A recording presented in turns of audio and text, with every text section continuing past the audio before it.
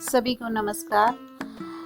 आज class 12th के home science के प्रोजेक्ट सीरीज़ के इस वीडियो में हम प्रोजेक्ट नंबर 4 को डिस्कस करेंगे। तो देख लेते हैं प्रोजेक्ट नंबर 4 क्या है।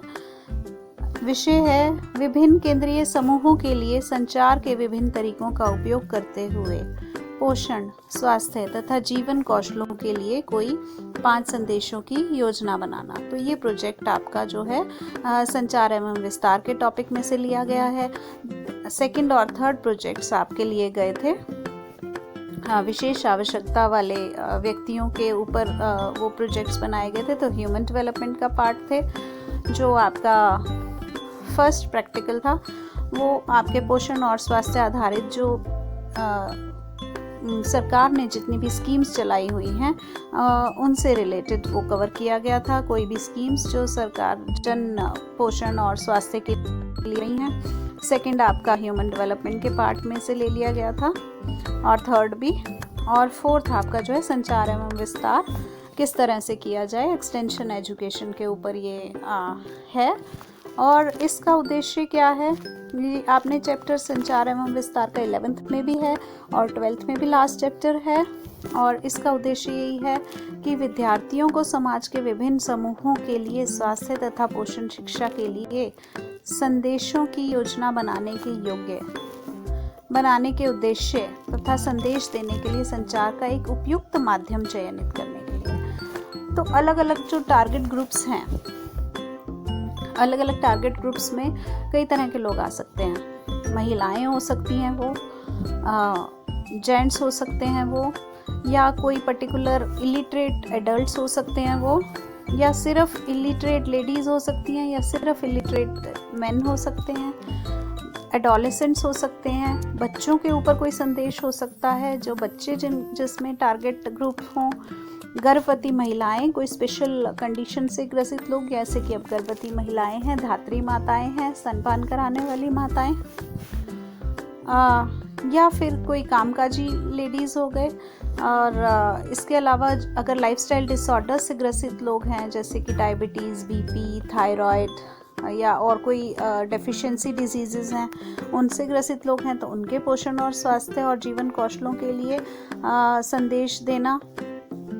तो आपने अलग अलग 5 संदेश बनाने हैं। तो 5 अलग अलग आपने टारगेट ग्रुप्स को चूज़ करना है कि अलग अलग ग्रुप्स को किस तरह से दिया जाए। अब उद्देश्य हमारा ये करने का यही है इस प्रोजेक्ट का कि बच्चे जो हैं ये समझ जाएं कि किसी टारगेट ग्रुप को कैसे चूज़ किया जाता है, उनको संदेश कैसे दिया जाता है, संदेश देने का हमारा क्या उद्देश्य है, संदेश बनाने का क्या उद्देश्य है, हम उसके लिए क्यों हम उनको चूज़ कर रहे हैं, और हम किसी पर्टिकुलर टारगेट ग्रुप को किस तरह से संदेश देंगे।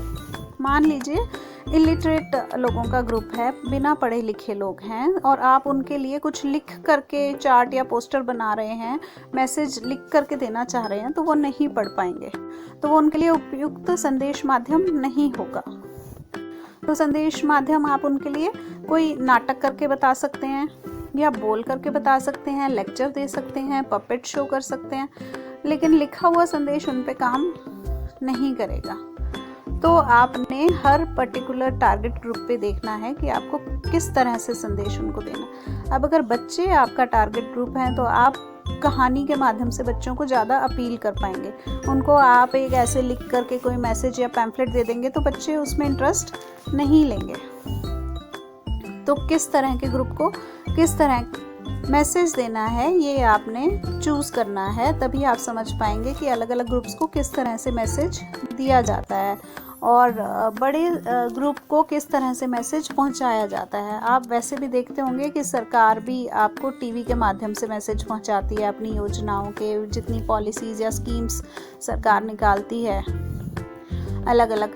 तो कभी टीवी में, कभी रेडियो में, कभी न्यूज़पेपर का पूरा पेज आपको उस मैसेज से कवर्ड होता है, पोस्टर्स के फॉर्म में दिए जाते हैं, पैम्फलेट्स हैं, तो ऑर्गेनाइजेशंस के थ्रू वो स्कूल में भी पहुंचाए जाते हैं। तो हर माध्यम सरकार भी अपनाती है अपने मैसेजेस को लोगों तक पहुंचाने के लिए।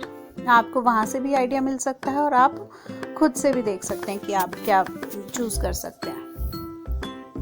तो हमारे पास संदेश पहुंचाने के कई तरह के माध्यम हो सकते हैं। हम पोस्टर बना सकते हैं, चार्ट बना सकते हैं, फ्लिप बुक बना सकते हैं, स्पाइरल बुकलेट यूज़ कर सकते हैं, बड़ी बड़ी पिक्चर्स वाली एक साइड पे उसके लिखा हो सकता है और एक साइड पे पिक्चर्स हो सकते हैं, फ्लैश कार्ड्स यूज़ कर सकते हैं बड़े बड़े, और की चेन की फॉर्म में फ्लैश कार्ड्स हो सकते हैं।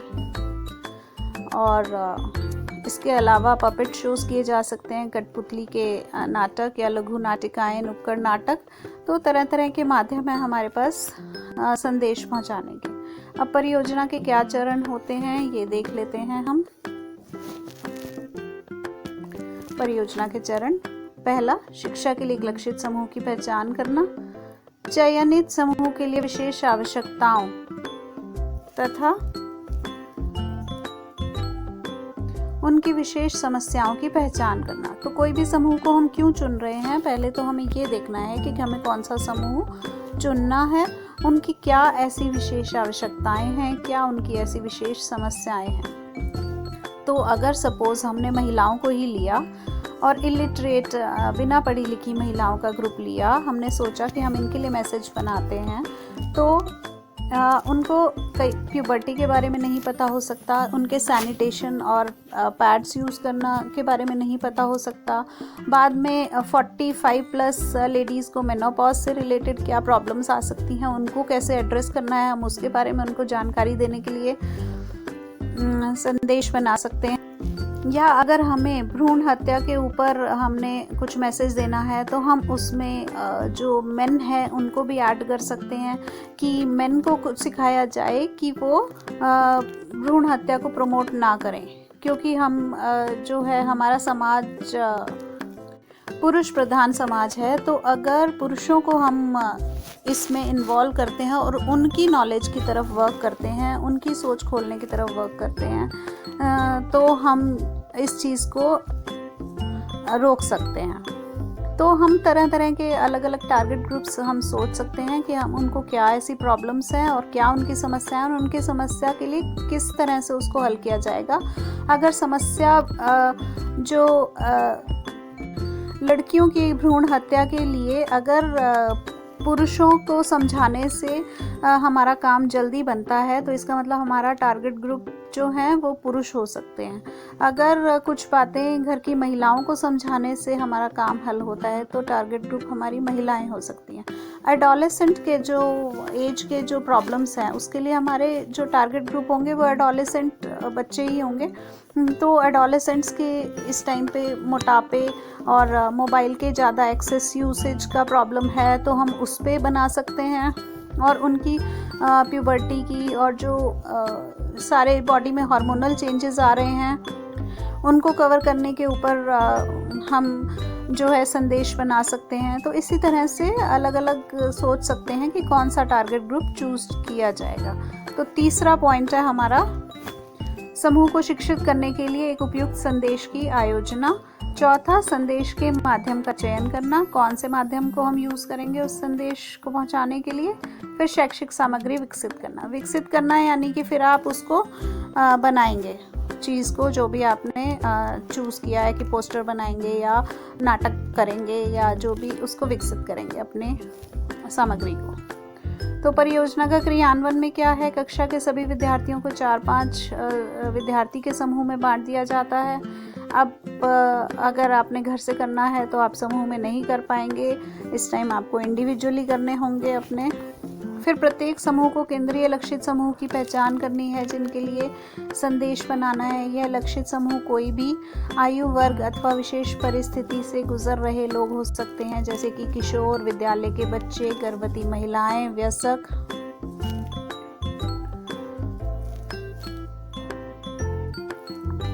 केंद्रीय लक्षित समूह के चयन के उपरांत उस समूह की ऐसी समस्या को पहचानने का प्रयास करना चाहिए जिसके विषय में उस समूह को शिक्षित किया जाना है, जैसे कि किशोर या विद्यालय जाने वाले बच्चों को पोषण संबंधी समस्या के विषय में जागरूक और शिक्षित करना। तो आपका ये जो प्रोजेक्ट है पर्टिकुलरली पोषण, स्वास्थ्य और जीवन कौशलों के ऊपर है, तो आपने इन चीज़ों को ध्यान में रख करके उनको सिखाना है कि कैसे अपने लाइफस्टाइल को वो लोग मैनेज करें, कैसे अपनी दिनचर्या रखें, कैसी अपनी सोच रखें और किस तरह से अपनी लाइफ को इम्प्रूव करें। इसके बाद एक ऐसे उपयुक्त संदेश की योजना एवं रूपरेखा बनाई जाती है जो चयनित समूह के पोषण तथा स्वास्थ्य रूपरेखा में सुधार के लिए सहायक होगी। तो प्रोजेक्ट आपका इतना ही है। आपने 5 अलग अलग टारगेट ग्रुप्स लेने हैं और हर एक के लिए एक एक संदेश आपने बनाना है। नीचे यहाँ पर कुछ एग्जाम्पल्स दिए हुए हैं, आप देखिए। यहाँ पर ये पोर्शन रीड कर लेते हैं। जैसे कि गर्भवती महिलाओं को दिए जाने वाला संदेश उनकी गर्भावस्था की अवधि में उनके आहार में सुधार के लिए हो सकता है। तो गर्भावस्था में उन्हें कैसा आहार लेना है ये बताया जाएगा। टीकाकरण की जानकारी आगे चलकर जो उन्हें चाहिए वो दी जाएगी। उनको अपनी सेहत का कैसे ख्याल रखना है, बच्चे की सेहत का कैसे ख्याल रखना है, आगे आने वाले बच्चे में किस तरह से उन्हें ध्यान रखना है कि टाइम का गैप कैसा होना चाहिए, ब्रेस्ट फीडिंग की जानकारी दी जाए, अपनी सेहत का कैसे ध्यान रखा जाए। तो उसी प्रकार वयस्कों के लिए संदेश उनके भार को सही बनाए रखने और स्फूर्ति बढ़ाने तथा स्वास्थ्य के लिए शारीरिक गतिविधि बढ़ाने के लिए हो सकता है। तो मोटापा, आजकल सब लोग जो है फिजिकली बहुत ज़्यादा एक्टिव नहीं है, तो सबका भार बढ़ रहा है और बढ़ती उम्र के साथ अपने भार को वेट को ध्यान देना बहुत ज़्यादा ज़रूरी है, लेडीज़ के लिए भी, जेंट्स के लिए भी, हर किसी के लिए। तो इसके ऊपर एक संदेश बनाया जा सकता है। तो देखिए ये वाला जो पोस्टर है हमारा, इसमें नए मर्द की नई सोच, बेटी हो या बेटा, खुशियाँ बराबर। इसमें जो है आदमी बहुत खुश है और ये अपना खुशी से वो बजा रहा है थाली की घर में बेटी हुई है। उसके बाद उन्होंने लड्डू बांटे हैं लोगों को। तो समाज में महिलाओं और पुरुषों का बराबर दर्जा व बराबर संख्या। तो इसमें जो है पुरुष को बनाया गया है कि पुरुष ही खुश है और वो लड़की के होने पर खुश होकर के मिठाई बांट रहा है। दूसरा है आपका राष्ट्रीय ग्रामीण स्वास्थ्य मिशन। इसमें सबके स्वास्थ्य के ऊपर किया गया है कि हर कोई फैमिली जो है खुश है। फैमिलीज दिखाई गई हैं, हस्बैंड वाइफ। सुनिश्चित सेवा गारंटी है, आशा जननी सुरक्षा योजना। तो इस तरह के ये चार्ट्स बनाए जा सकते हैं। स्तनपान के ऊपर बनाया गया है, शिशु के स्वस्थ जीवन के लिए वरदान। तो स्वास्थ्य के लिए जो सरकार ने अलग अलग योजनाएं चलाई हुई हैं उनके ऊपर भी पोस्टर बनाया जा सकता है। तो ये आपका प्रोजेक्ट 4 है और इसमें आपने 5 अलग अलग संदेश किस तरह से आप करेंगे वो आपने करने हैं। धन्यवाद।